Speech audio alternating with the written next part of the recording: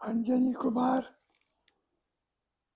पवन पुत्र हमारे आराध्य का हृदय में पुण्य स्मरण करके मैं आप सब देवियों और सज्जनों का मेरे इस आध्यात्मिक चिंतन माला की 171वीं कड़ी में आप सबको नमन करता हूँ, आप सबका अभिनंदन करता हूँ। तो आज इस श्रृंखला की 171वीं कड़ी है और राम रक्षा स्तोत्र का एक अद्भुत श्लोक है जिसका मैं अपनी समझ से विश्लेषण करने का प्रयत्न करता हूँ। तो पहले वो श्लोक सुने। श्री रामचंद्र चरणौ मनसा स्मरामि, श्री रामचंद्र चरणौ वचसा गृह्णामि, श्री रामचंद्र चरणौ शिरसा नमामि, श्री रामचंद्र चरणौ शरणं प्रपद्ये। अब सबसे पहले इसका सरल अर्थ लेते हैं, फिर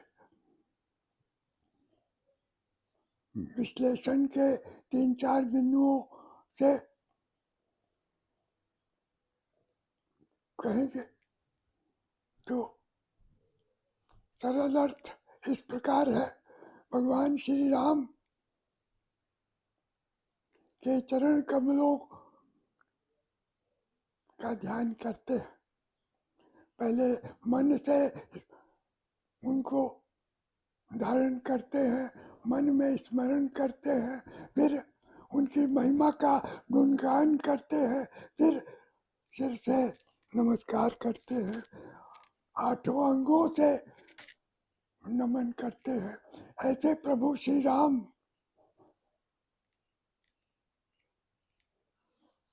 जो भगवान विष्णु के 7वें अवतार के रूप में त्रेता युग में पधारे, उनके शरणागत मैं होता हूँ। प्रभु आप ही हमारे आश्रय हो। वैसे राम रक्षा स्तोत्र में भी कहा गया है,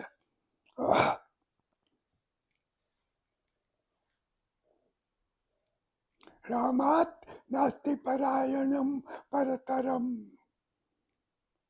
राम जी के बराबर कोई आश्रय नहीं है। तो ये बात मैं राम जी के इस श्लोक में स्पष्ट रूप से भगवान महादेव की प्रेरणा से बुद्ध कौशिक ऋषि ने जो लिपिबद्ध किया उस स्तोत्र समूह में उन्होंने स्पष्ट रूप से कहा। अब देखें,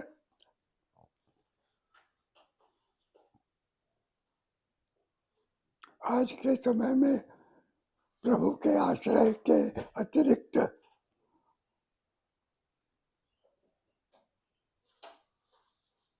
और कुछ भी ऐसा स्थल नहीं है जहाँ पर मनुष्य मात्र बच सके।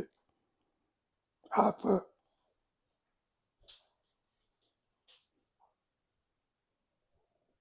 पता नहीं ज्योतिष शास्त्र में कितना विश्वास करते हैं, परंतु 2-3 ज्योतिष आचार्यों की जो भविष्यवाणी है उसमें उन्होंने स्पष्ट रूप से कहा है कि युग परिवर्तन का समय चल रहा है। इसमें प्राकृतिक, साधारण, विशेष एवं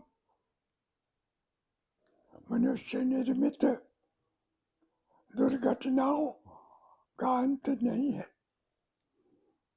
ऐसी ही एक दुखद दुर्घटना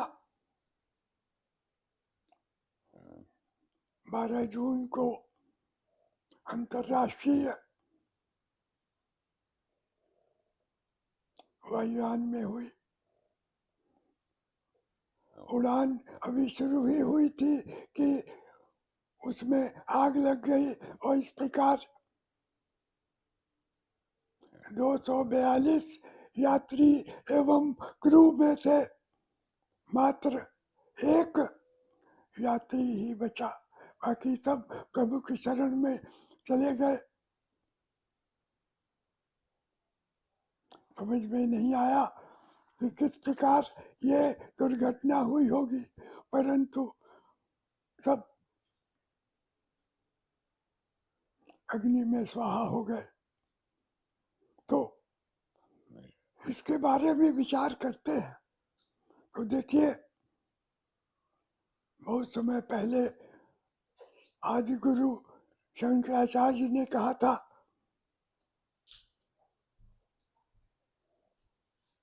माँ कुरु धन जन यौवन गर्भम रति निमेषात काल सर्वम। काल निमिष मात्र में धन जन यौवन सबको हर लेता है, वैसा ही हम देख रहे हैं। इसके अतिरिक्त कबीर साहब ने भी 400-500 साल पहले कहा, कबीरा गर्व न कीजिए काल गए कर केश, ना जाने कित मारी हो क्या घर क्या परदेश। अभी इस हवाई दुर्घटना में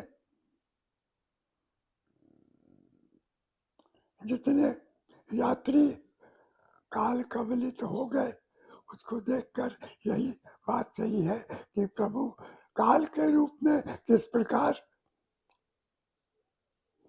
चाहे देश हो परदेश हो कहीं भी हो, अंत कर सकते हैं, कर देते हैं, क्षण मात्र में विनाश हो जाता है। तो ऐसे समय में प्रभु की शरण में जाने के अतिरिक्त और कोई उपाय नहीं है। और इसके लिए उन्होंने स्वयं गीता में कहा भी है,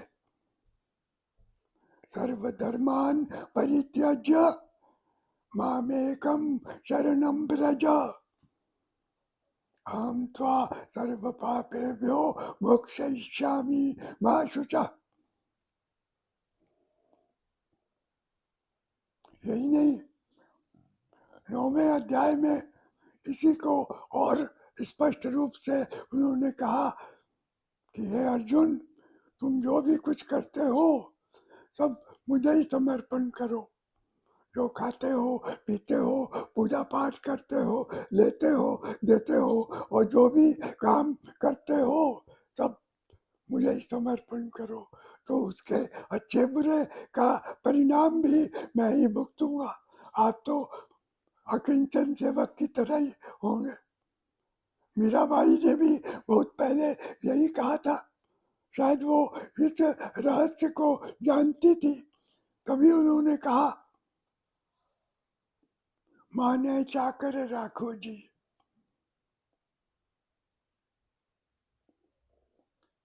गिरिधारी लला माने चाकर राखो जी।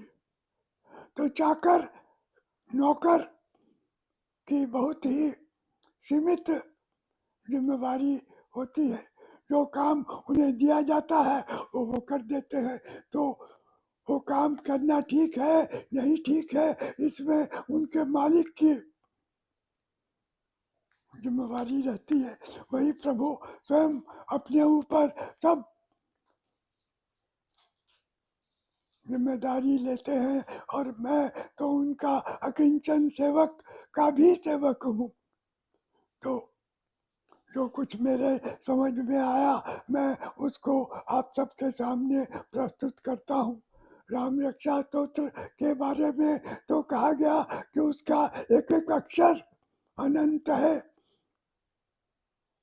सब पापों को नष्ट करने वाला है। प्रभु का सिर्फ स्मरण करके उनके कार्यों के अनुसार, उनकी इच्छा के अनुसार आप काम करते रहे। करने वाले, कराने वाले यही है। आप उन्हें राम जी के रूप में समझे, श्री कृष्ण के रूप में समझे, महादेव के रूप में समझे, हनुमान जी के रूप में समझे। जय विधि राखे राम, तय विधि रहिए, हारिए न हिम्मत, विसारिए न हरि नाम। तो आप सब दोस्तों, मित्रों और परिजनों से भी मेरा यही निवेदन है कि प्रभु की शरण में जाए। वो जैसा रखना चाहे उसी प्रकार रहे, उसी में अपना कल्याण है। इस संसार में जब तक जीवन है उन्हीं की शरण में रहे और उसके बाद उन्हीं की शरणागत होते हुए उनके परम धाम में चले जाए। देहांते तब सानिध्यम, देह के अंत में आप ही की कृपा मुझे मिले। तुलसीदास जी यही कहते हैं, अंतकाल रघुबरपुर जाई। तो अंतकाल में प्रभु जी की शरण में ही जाना सबसे अच्छा ऑप्शन अथवा उपाय है। आप सबसे निवेदन है कि इस कड़ी को ध्यान से सुने और अपने मित्रों में भी, परिजनों में भी प्रसारित करें। मेरे इस आख्यान माला को आप अनुमोदित करें और कमेंट बॉक्स में जाकर अनुकूल टिप्पणी भी दें। आपकी जय हो, बारंबार जय हो।